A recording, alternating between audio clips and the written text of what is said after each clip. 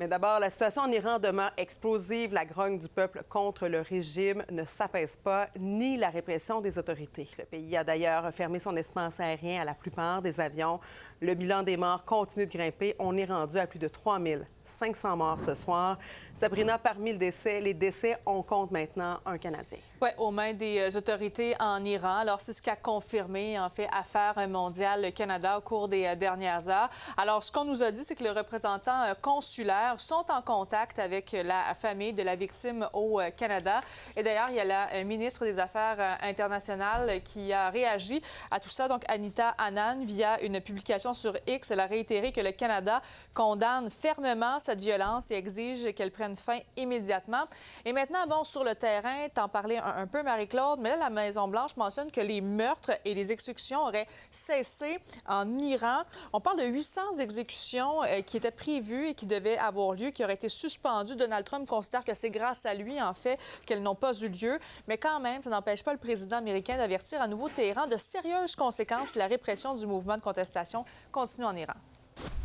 The president and his team are closely monitoring this situation, and all options remain on the table for the president.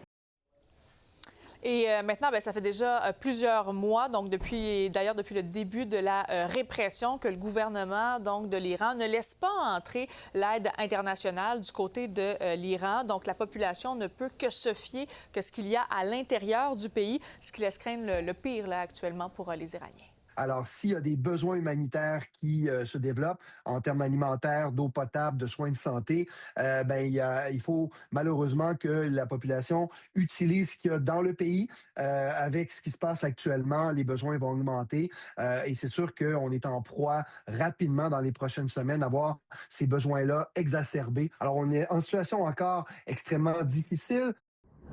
Bon, vous l'entendez, une situation qui est extrêmement difficile. D'ailleurs, il y a toujours un flou qui existe, à savoir si les États-Unis vont frapper ou non l'Iran.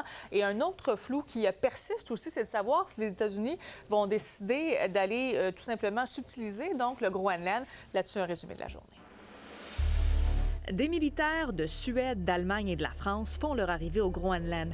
Les différentes forces armées se joignent au Danemark qui a annoncé renforcer sa présence militaire sur le territoire nordique. Au Groenland, territoire autonome du Royaume de Danemark, les Européens ont une responsabilité particulière. Parce que la sécurité de l'Arctique est indissociable de la nôtre. Car ce territoire est aussi celui d'un de nos alliés de l'OTAN. Et c'est loin d'impressionner les États-Unis qui convoitent toujours le Groenland. I don't think troops in Europe impact the president's decision-making process, or nor does it impact his goal of the acquisition of Greenland at all.